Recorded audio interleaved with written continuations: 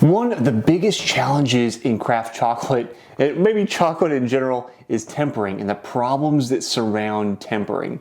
So if you've been with the channel, you know back on episode 1 where I made those dark milk chocolate, I was having problems with surface bloom. Since then, I figured out a number of ways to troubleshoot surface bloom, fix it, and end up making beautiful bars. So that's what we're going to talk about on today's episode of Craft Chocolate Test Kitchen.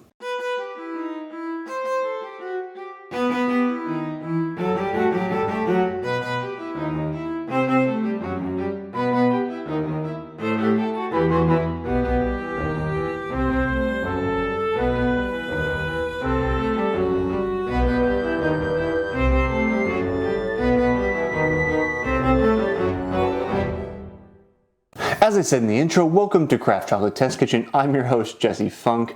Today we're going to talk about surface bloom, how to fix it, the number of things that I figured out that you can do to make beautiful looking bars instead of having these, little blemishes where it's like, oh, it's homemade, it's cute, that's nice. No, we want them to be beautiful. We want to share them. And if you're like me, you want that like professional finish. So I've been working at this, trying to figure out what my problem was. And if you haven't seen that episode 1, where I make the dark milk chocolate, that's a great recipe you want to check out. So go back and subscribe and then go check that out after this video.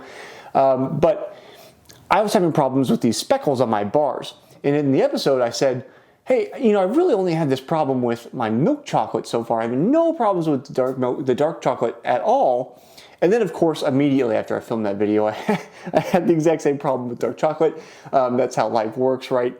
So I figured, okay, it's not a milk chocolate specific problem. Where is my issue? And there's a number of things you can do to fix it, from the so-so to the kind of more involved. And that starts with something as simple as using a heat gun. This is not going to get you that nice, super, really great finish, the like super nice shine finish that comes out of the mold. But if you don't want to remold everything, then the heat gun actually can work really well. I tested this out. I think I've got photos. If I don't, sorry, but if I do, I'll put them on the screen. Where I had a batch of dark milk chocolate, and it came out with those speckles. I just went like, what the heck? What can I do? Okay, let's try the heat gun. Very carefully, you're remelting the surface and then letting it re-solidify, and it should still maintain that temper because the rest of the bar is tempered, so that you should get that crystalline structure to go back through that. But because it wasn't in the mold and it's kind of like free-formed onto the surface of your bar, you're not going to get that like nice shine as it was like sitting inside of the mold. Now, going on to like remolding or fixing before you actually have any problems. Number 1, are you using cocoa butter soak? Like me, because we're making craft chocolate, they're not pre-tempered. We're not melting down wafers that have been tempered and then repouring them. So we have to kind of get them into temper somehow.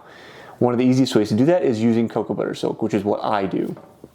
One of the problems I noticed with some of the batches I've been producing was that I wasn't letting the cocoa butter soak be fully incorporated. So if you've seen like haze or speckle on the back of your bars as well as that surface bloom, I think that's an indication that you are probably not letting the cocoa butter soak fully integrate and melt into your chocolate.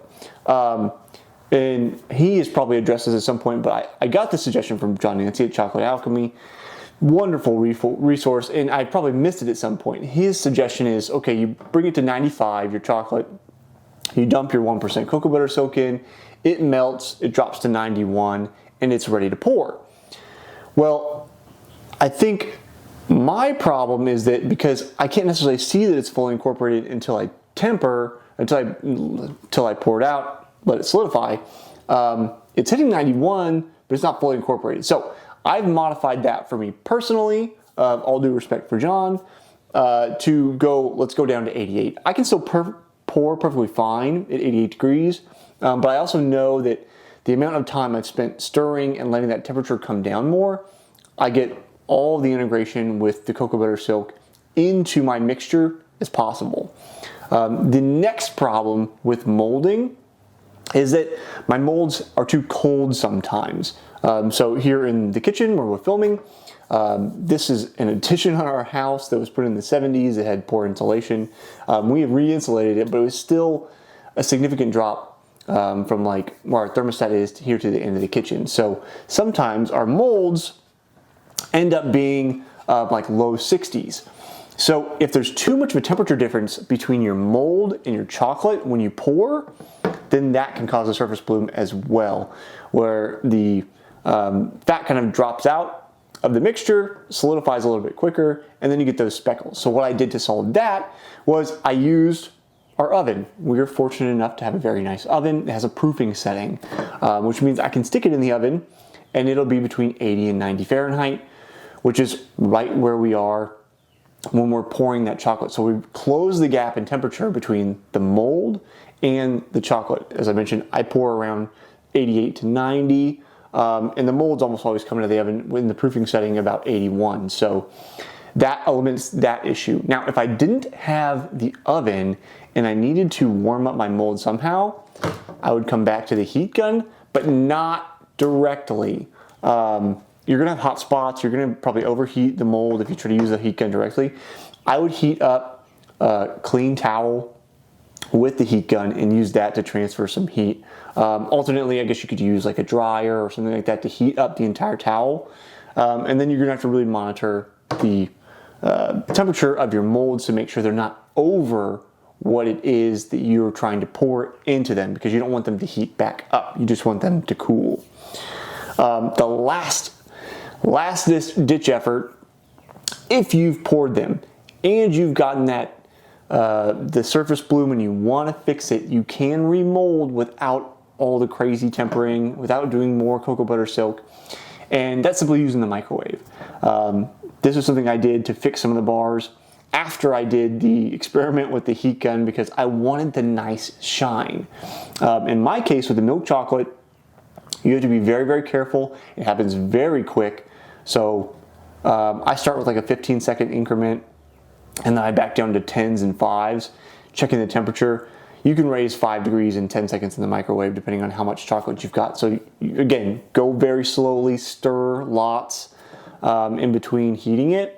But if you take that chocolate, remelt it in the microwave back to, if with milk chocolate, 88 or white chocolate, and then re-pour, you've now allowed everything to melt. You've stirred to reincorporate everything. If you've missed that during the cocoa butter silk part, once you re-pour, you've melted anything of those crystal structures besides that type 5.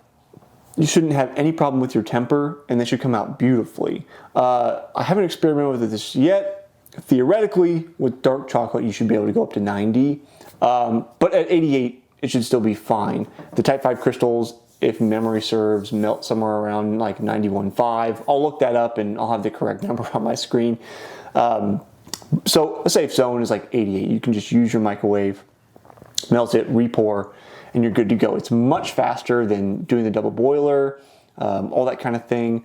And I'm actually going that direction for tempering, period. Not using double boiler, using the microwave to get a temp, cocoa butter silk on from there. I'd probably drop the time it takes me to pour molds in half at least. So those are my kind of troubleshooting tips for fixing surface bloom, fat bloom in particular. Sugar bloom is a whole other problem involving moisture, and I haven't dealt with that yet because it's very dry here in the wintertime. So do you have any questions for me, experiments you'd like to see, problems you're having, leave them down in the comments below. Subscribe as always to stick around for more episodes, and hopefully I'll see you next time on the next episode of Craft Chocolate Test Kitchen.